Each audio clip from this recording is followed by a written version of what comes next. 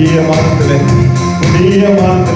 புதிய கிருபை புதிய தயவினாலே கர்த்தர் நம்மை மூட விரும்புகிறார்.